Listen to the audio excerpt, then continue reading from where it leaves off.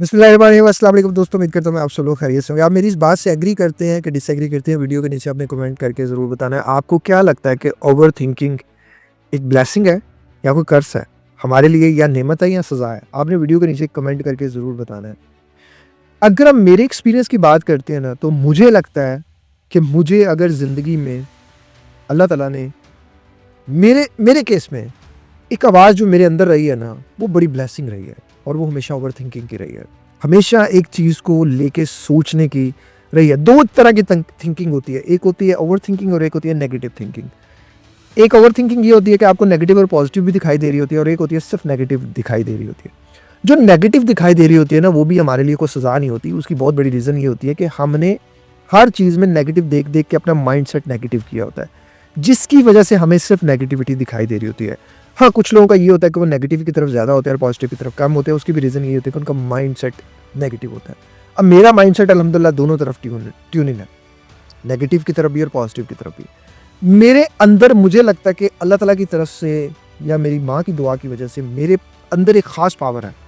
वो पावर ये है कि मेरे पास कोई बंदा आता है ना, या को मुझे वीडियो कॉल करता है या कुछ इस तरह करता है, जो वो बातें कर रहा होता है ना, मुझे मेरी छठी सेंस जो है ना, वो ये बता देती है कि ये बंदा झूठ बोल रहा है या ये बंदा सच बोल रहा है। लेकिन मुनाफिक के साथ आप इतने शॉर्ट टाइम पीरियड में कभी भी ये अंदाज़ा नहीं लगा सकते कि वो झूठ बोल रहा है कि सच बोल रहा है। उसकी इमोशनल एक्सप्रेशन इतने स्ट्रॉन्ग होते हैं, उसके फेशियल एक्सप्रेशन इतने स्ट्रॉन्ग होते हैं, वो झूठ बोलता है, ऐसे बोलता है, आंखों में आंखें डाल के बोलता है कि अगला बंदा हैरान हो जाता है।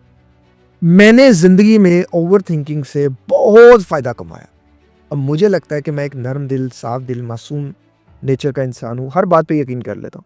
हर किसी की बात पे यकीन कर, मुझे लगता है हो सकता है ये सच ही बोल रहा हूँ। और मेरी अगर ये ओवर थिंकिंग की आदत ना होती, शायद मैं बहुत ज़्यादा गुनाहों में पड़ जाता। शायद मैं बहुत ज़्यादा नुकसान उठा लेता। आपको पता है, मैं गुनाह में, अगर खुदा ना खास्ता मैं हराम की तरफ, अगर मुझे कभी कोई अटेंशन भी हो जाती है ना, मुझे कोई एसएमएस मैसेज आता है या किसी के साथ कोई होने की कोई डर भी होता है, आप सोच नहीं सकते मेरे अंदर अल्लाह का वो खौफ तारी कर देती है मेरी ओवर थिंकिंग, कि मैं आपको बता नहीं सकता, वर्ड्स में एक्सप्लेन नहीं कर सकता। मेरे से सोया नहीं जाता, मेरे से काम नहीं होता, मैं बीमार होना शुरू हो जाता हूँ। मैं बदनज़री भी कर लूँ ना, तो मेरे अंदर चलता रहता है, ये जो तूने देखा इसका तुझे अल्लाह को जवाब देना होगा। अब ये मेरे लिए क्या चीज़, मैं अगर गलती से भी किसी इंसान को, मैं अगर 1 ऑन 1 कोच कर रहा हूँ और हमारा टाइम सेट हुआ है 30 मिनट्स का, मैंने अगर कोशिश, बाज़ दफ़ा होता है इंसान 20 मिनट्स तक जो है ना वो बस हो जाता है, तो मुझसे मेरा दिल ये अंदर से मेरा ज़मीर ये कहता है ये 20 मिनट्स जो तूने किए, 10 मिनट्स का तुझे आखिरत में करना पड़ेगा। मैं उस 10 मिनट्स को भी कवर करने की कोशिश करता हूँ। इस ओवर थिंकिंग की वजह से मैं अपने हर मामले को अल्हम्दुलिल्लाह 110% करने की कोशिश करता हूँ। मैं अपनी वाइफ़ का अगर दिल दुखा दूँ, मुझे होने लगता है कि यार मैंने ये बात गलत की है, मुझे फ़ौरन से पहले उससे माफ़ी माँग लेनी चाहिए। मैं अम्मी से कोई इस तरह की कर दूँ, मुझे नींद नहीं आती, मैं बहुत ज़्यादा सोचता रहता हूँ। अब ये मेरे केस में बहुत बड़ी ब्लेसिंग है। अगर ये ब्लेसिंग ना होती सर जी, तो मेरे जो दोस्त जिस मुकाम पे वो पहुँचे हुए हैं ना, वो अल्लाह ताला उनको हिदायत दे, बस वो जिस मुकाम पे हैं, वो इस दौर की, मैं कहता हूँ जिस तरह की आपको खुशियाँ चाहिए होती हैं ना, वो सारी खुशियाँ वो हासिल कर रहे हैं। पर अल्लाह ने मेरी वो सोच उस तरह नहीं रखी, एक ताकत है जो मुझे अंदर से पकड़ लेती है। आपको पता है, ये एक चीज़ है, मैं छोटा-सा वाक़या आपके साथ शेयर करना चाहता हूँ, कि जिसने मुझे हमेशा ज़िंदगी में बड़े-बड़े नुकसानों से बचाया, बड़े-बड़े मुनाफ़िकों से बचाया, बड़ी-बड़ी, मैं कहता हूँ ऐसे लोग थे जो मुझे अपने जाल में फँसा बैठे थे। उस जाल में से मुझे ऐसे अल्लाह ने निकाला, ऐसे, कि मैं हैरान था। मैं जब वो गुज़र गया वाक़या, मैं सोच में पड़ गया कि यार इस जगह, मेरी जगह कोई और बंदा होता, वो जैसे फँस गया था, वो तो ज़िंदगी भर उस तकलीफ़ से ना निकल पाता। अल्लाह ने निकाला। मैं रिसेंटली, मुझे लगता है मेरे पास ब्लेसिंग्स तो बहुत ज़्यादा, ओवर थिंकिंग के बहुत से वाक़यात हैं जिनसे मुझे लगता है कि अगर मेरे दिमाग में अगर ये ख़्याल अल्लाह की तरफ से ना आता, तो मैं शायद बच ना पाता। मैंने रिसेंटली अक्टूबर 2024 में एक बंदे ने मुझे बहुत ज़्यादा जो है ना वो यकीन दहानी कराई। उसने मेरी बातों को सुना, वीडियोज़ को सुना, वो मेरा जानने वाला भी बन गया। काफ़ी ज़्यादा हम क्लोज़ आ गए। हम इतने क्लोज़ आ गए कि हम एज़ अ भाई-भाई होने लग पड़े।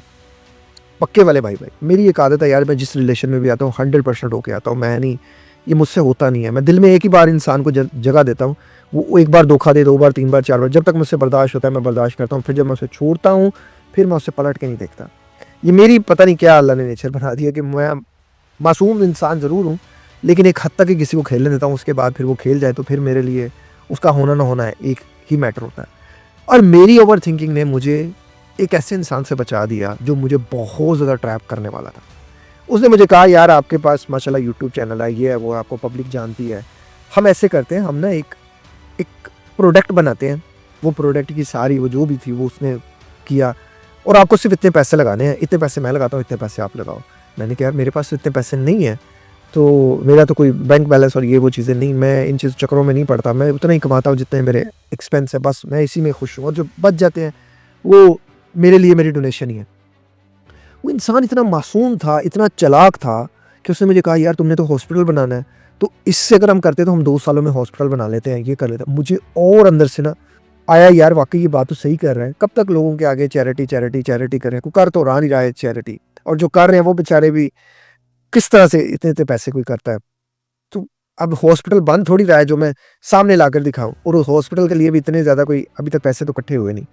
मैं उसकी बातों में आ गया, मैं उसकी बातों में आके मैंने 3-4 लोगों से ना राब्ते किए। अल्लाह का शुक्र है काफ़ी जानने वाले लोग हैं, तो वो पैसे वगैरह तो कोई ऐसा नहीं होता, कोई ना कोई इंसान आपके साथ मिल जाता है बिज़नेस करने के लिए। मैंने एक और इंसान को डाल दिया। अब जिस इंसान को डाला वो मेरे साथ बहुत ज़्यादा, वो तो उसके तो माशाल्लाह ताल्लुकात मेरे बहुत अच्छे हैं। तो मैंने उससे कहा, मैंने कहा भाई इस तरह मुझे इतने पैसों की ज़रूरत पड़ेगी। उसने कहा यार टेंशन ही कोई नहीं है, आप पहले बंदा, पता नहीं अल्लाह ताला की तरफ से ही होता है कि आपको अल्लाह ने जब बचाना होता है। आपने उससे कहा यार पहले बंदे की ना तस्दीक कर लेना। मैंने कहा नहीं बंदा तो ठीक है, बंदा तो बड़ा ज़बरदस्त है, ये है वो है। उसने कहा नहीं कामरान, मेरे कहने पे इसको कुछ वक्त दो। अच्छा अक्टूबर की बात है, मैंने भी साइकोलॉजी के मुताबिक पढ़ा हुआ था कि कोई बंदा जो है वो 3 महीने तक अपना फेस होल्ड कर पाता है, उसके बाद जो है ना वो अपनी असल हकीकत में आता है। आहिस्ता आहिस्ता उस इंसान ने मुझे अपना असल चेहरा दिखाना शुरू किया। एक दफ़ा क्या हुआ कि उसने मुझे कहा कि पैसे लेकर ना आ पाओ। अच्छा इस दौरान वो मेरे से पैसे खाता रहा, थोड़े बहुते जो भी थे, कभी होटल के लिए कोई बिल आना कुछ, ये मैं उनको नोटिस ही नहीं करता था, कभी गाड़ी में फ्यूल दिलवाना मैं नोटिस ही नहीं कर रहा था कि मैं उस एक डायरेक्शन में होकर चल रहा था कि यार इधर से पैसे आएंगे, हम हॉस्पिटल बनाएंगे और हम ये करेंगे तो हम वो करेंगे। अच्छा मैं उधर ही, मेरी सुई उधर ही अड़ी हुई थी, इस दौरान मैं नोटिस नहीं कर रहा था। अच्छा एक दफ़ा ऐसे हुआ कि उसने मुझे, भाई ने कहा कि यार मैं ना आपको परसों तक जो है ना वो इतने पैसे भिजवाऊंगा, आप उसके साथ जो है ना वो कर लो एग्रीमेंट वगैरह रेडी। अब ये हुआ कि मैंने उसको कहा कि यार परसों मैं ना इतने पैसों का अरेंज कर रहा हूँ भाई के साथ, तो जो हमारी परसेंटेज है वो आप कर दो, बाकी मैंने एक तीसरा पार्टनर बीच में ऐड करा है, वो मेरा और उसका मामला है, मैं इतने % अपने उसमें से दे दूंगा। वो एग्री हो गया। अब ऐसा हुआ कुछ कि जिस दिन उस भाई ने पैसे भेजने थे ना, उस दिन उसका नंबर हो गया बंद। इत्तेफाक से हुआ, जैसे भी हुआ, मैंने, अब हम दोनों बैठे हुए थे, खाना खा रहे थे, तो मैं कॉल्स पे कॉल्स कर रहा हूँ, नहीं कॉल हो रही। अब जब मैंने उस बंदे को बताया ना कि यार वो बंदा तो पिक नहीं कर रहा कॉल, मतलब उसे कॉल कनेक्ट नहीं हो रही है, उसका एकदम मुंह बदल गया। अब जब उसका मुंह बदला ना, मेरे यहाँ सिग्नल आया दिल वाली साइड पे। अब जब दिल वाली साइड पे सिग्नल आया कि यार ये मुनाफिक है, क्योंकि मुनाफिक का जो चेहरा होता है ना वो यूं बदलता है, यूं। आपने शायद नहीं देखा लेकिन मैंने देखा हुआ, मैंने जिंदगी में बहुत मुनाफिक देखे हुए हैं। उसका यूं चेहरा बदला। यार अभी वो खाना खा रहा था, एकदम उसका रंग जो है ना वो काला स्याह हो गया, और एकदम उसका चेहरे की रंगत लाल, काली लाल होगी क्योंकि उसका कलर थोड़ा सा डल था। उसके ऐसे ना देखने का स्टाइल बदल गया। तो ठीक है अभी नहीं बिजनेस करते। ओए ओए ओए, मुझे वो एक चीज ने ना क्रिटिकल थिंकिंग पर मजबूर कर दिया। मैंने उसके पूरे 4-6 महीने की जो हमारी थी चीजें, मैंने वो सारी नोटिस करना शुरू की। अल्हम्दुलिल्लाह, अगर वो खुदा ना खास्ता वो पैसे मेरे साथ हैप कर देता, मिस हैप कर देता, मैं तो पहले बैंक लोन में था, मैं और कर्जे में आ जाता, मैं और कर्जे में, और मैं उस इंसान को ठीक से जानता भी नहीं था। अब उस बंदे का जिस दिन मोबाइल बंद हुआ, ऐसे हुआ कि उसने गाड़ी के वो जो नीचे था, उसकी गाड़ी के नीचे फ़ोन उसका गिर गया, और उस बेचारे को भी पता नहीं चला, और वो इधर उधर कहीं ढूंढता रहा कि उसका फ़ोन कहाँ है। उसे लगता था कि वो फ़ोन ऑफिस में छोड़ा है, लेकिन वो उसकी गाड़ी के नीचे जो है वो उसकी फ्रंट सीट पर, ड्राइविंग सीट के नीचे आ गया। मोबाइल बंद हो गया, वो ढूंढता रहा, उसे नहीं मिला। और इस दौरान उसने नया फ़ोन लिया, नया नंबर लिया। 2-3 दिन गुजर गए, जब उससे रब्ता हुआ, मैंने उसे खुद कहा कि भाई आप होल्ड हो जाए। उसने मुझे कहा कि नहीं कामरान, ये बंदा तुमसे झूठ बोल रहा था, और मुझे ये सारा अल्लाह ताला ने सिर्फ 2 दिन में दिखा दिया। अल्लाह मेरा नुकसान नहीं करना चाहता था। तो जब आप खालिसतन होके चलते हैं ना, अल्लाह के होकर चलते हैं, ओवर थिंकर बंदा, सेंसिटिव बंदा किसी का नुकसान नहीं कर सकता। आप इसे ब्लेसिंग कंसीडर करें। देखो मैं इतने वाक़यात में रोज़ाना बचता हूँ, रोज़ाना अल्लाह मुझे बचाता है। आपको पता नहीं है मुनाफ़िकीन मेरे इर्द-गिर्द कितने हैं। आपको पता नहीं लोग कितने मुझे बुरी नज़रों से पकड़े हुए हैं, मुझे होल्ड किए हुए हैं। खा जाएँगे इसको, कर लें, क्या कर सकते हैं? मेरा कोई कुछ नहीं कर सकता, मेरे साथ वो है। जो अल्लाह जिसका दोस्त होता है ना, उसका दुनिया कुछ नहीं कर सकती। मुझे तो लोगों ने ऐसी-ऐसी बातें कर दी कि हम ये कर देंगे, वो क्या किया? कुछ नहीं किया। हो ही नहीं सका उनसे कुछ। वो कर ही नहीं सकते कुछ। अल्लाह जब तक नहीं चाहेगा ना, आपको कोई फ़ायदा नहीं दे सकता और जब तक अल्लाह की रज़ा नहीं होगी, आपको कोई नुकसान नहीं दे सकता। तो अल्लाह के लिए हमें ज़िंदा रहना है। अल्लाह के लिए हमें अपनी ख्वाहिशात को करना है। ओवरथिंकिंग ज़िंदगी में बहुत बड़ी ब्लेसिंग है। ये आपको बहुत सी चीज़ों से बचाती है, बहुत से मुनाफ़िकों के असल चेहरे दिखाती है। आपको एक छोटा-सा ख़्याल बहुत बड़े जो है ना, वो पहाड़ को भी रेज़ा-रेज़ा करने के लिए काफ़ी होता है।